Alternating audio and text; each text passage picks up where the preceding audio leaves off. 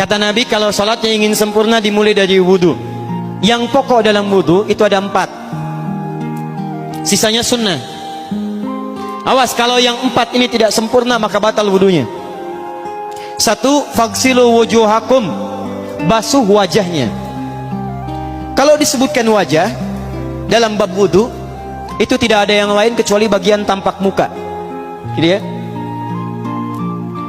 Kalau yang punya jenggot, itu termasuk janggutnya di selai-selai. Sifat wudhu cuma ada 3. 1, pakai keran. 2, pakai gayung. 3, air yang mengalir. Ya, seperti di sungai ada air mengalir, itu nggak ada masalah. Tapi kalau menggunakan gayung atau semisalnya, Nabi itu diriwayatkan dalam hadis itu sangat menghemat air. Bahkan pernah beliau kemudian berwudu, kalau kita kemudian hitung, itu hanya sejumlah Pak, seaqua gelas Pak, cukup. Atau yang kedua, menggunakan keran ya. Kalau sekarang kita ada keran, contoh ini kerannya. Ya. Kerannya agak tinggi sedikit. Dan kita sesuaikan. Ambil airnya. Misal contoh, ghosala. Ghosala itu bukan ditumpahkan, ambil air, tumpahkan di tempat yang akan dibasuh gini.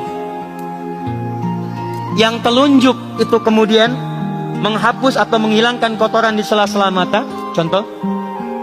Yang jempol menghilangkan kotoran di sela-sela telinga bagian belakang di sini. Ya. Kalau misalnya saya mulai ambil airnya, kemudian saya tumpahkan di sini, yang telunjuk membersihkan di jari-jari di sini, di sela-sela mata. Yang jempol kemudian membersihkan di sela-sela di bawah telinga sini. Kemudian diselesai, selesai. 1. Tahan sebentar ya, ini praktek dulu sebentar. 2, wa aidiakum ilal marafiq, ini yang sering keliru. Dan tangan sampai siku. Jadi saat kita mengambil air wudhu, ambil airnya, tumpahkan dari sini ilal marafiq sampai ke siku, ke sini. Balikan lagi ke depan. Jadi bukan kerannya dibeginikan, sikunya dibeginikan, takut, bukan. Jadi bukan siku diteruskan ke bawah. Yang tepat itu ambil airnya, kemudian basuh dari sini sampai dengan ke sikunya. Hati-hati, ini ada maknanya.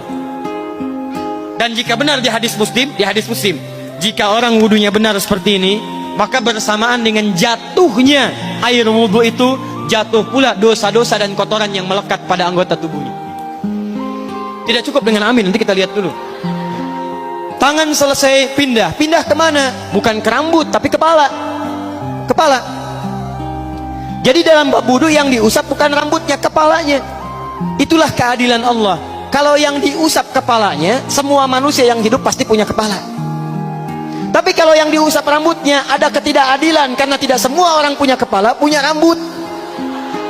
Tuh. Nah sekarang lihat sini.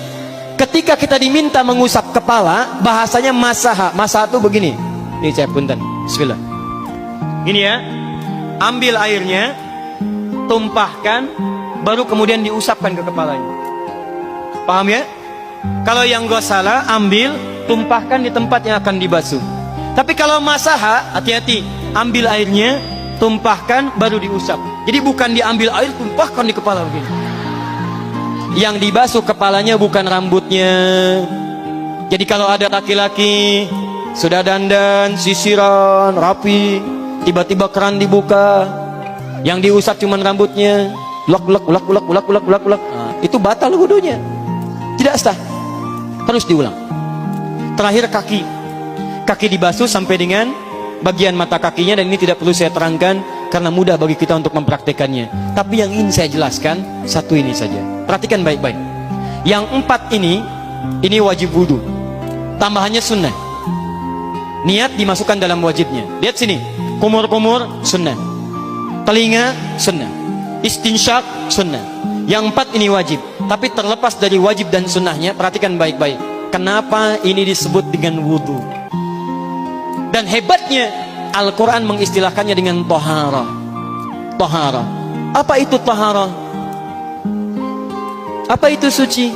Taharah. Apa itu taharah? Suci. Apa itu suci? Taharah. Ada taharah, ada nadhafah, itu beda. Kalau nadhafah, bersih luarnya, tapi belum tentu bersih dalamnya. Bisa jadi luarnya bersih tapi dalamnya najis. Misal, hewan yang paling najis apa? Yang haram. Misal hewan tadi itu, hewan babi misalnya, misal dibersihkan, dimandikan, disisir sampai bersih. Bersih tidak? Bersih, bersih. Tapi halal tidak? Suci tidak? Tidak. Al-khinziru nadhifun walakinnahu ghairu tahir. Babinya bisa bersih tapi tetap tidak halal, tidak suci dia, tetap haram, tetap najis. Paham? Tapi kalau bersih luarnya dan suci dalamnya, maka kalimatnya berubah dari nadhafah jadi toharah. Toharah. Orangnya disebut dengan tahir. Kalau rajin dikerjakan disebut dengan mutatahhir. Wudu dalam Quran disebut dengan toharah. Seakan-akan memberikan pesan, maaf, orang yang wudu itu bukan hanya bersih fisik luarnya saja. Jadi kalau orang wudunya bersih, bukan cuma wajahnya yang bersih.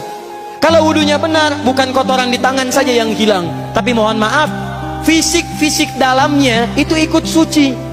Fungsi tangannya jadi bersih, fungsi wajahnya jadi bagus, fungsi lisannya jadi bagus. Makanya kata Nabi, kalau orang benar wudunya bersamaan dengan air wudu yang menetes, maka tumpahlah kotoran-kotoran di bagian fisik-fisik tubuhnya. Jadi kalau kita benar wudunya kumur-kumur, kukumur, masukkan, misalnya masukkan, keluarkan, bersamaan dengan keluarnya air itu, maka kotoran-kotoran di lisan pun ikut keluar. Tangan dibasuh, bersamaan dengan dibasuhnya tangan, fungsi tangan yang kotor-kotor itu ikut hilang. Hadis Muslim. Makanya orang yang setelah selesai wudu dia berdoa, apa wudunya? Apa doa wudunya? Asyhadu anna ilaha wa asyhadu anna Muhammadan Allahumma minat waj'alni minal, lihat sini, minal mutatahhirin, minat tawabin. Lihat, Bapak Ibu kan baru wudu, tapi kenapa doanya selesai tobat? Allahumma ja'alni minat tawabin.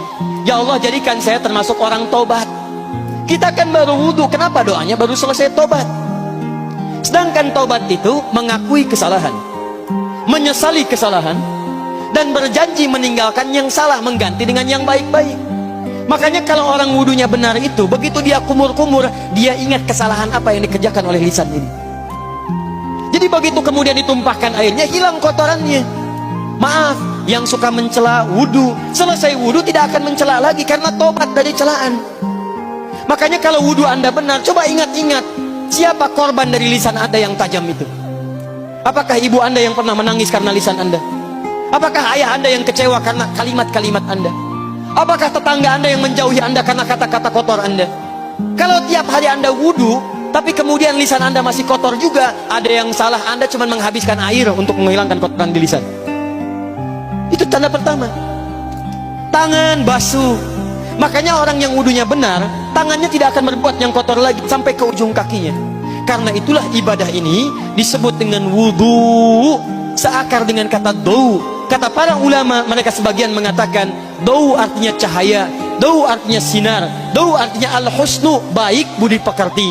Kalau orang benar wudunya, bertambah sinar di tangannya, sinar di wajahnya, sinar di lisannya. Apa sinar itu? Di dunia sinar-sinar amaliyah kebaikan, sifat-sifat baik, di akhirat pancaran-pancaran kemuliaan. Satud'a ummati yaumal qiyamati ghurral muhajjalin, akan dipanggil umatku di hari kiamat dengan banyak cahaya melekat di tubuhnya.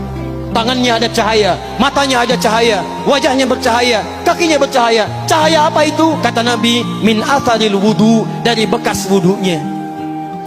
Jadi kalau kita benar wudunya, itu kita jadi orang baik. Ada cahaya kebaikan dalam diri kita. Itu yang disebut dengan tawabin. Makanya kalau Bapak Ibu tiap hari wudu, Allahumma ja'alni minat tawabin, tapi mulut tidak tobat, tangan tidak tobat, kaki tidak tobat, ada yang salah dengan wudunya.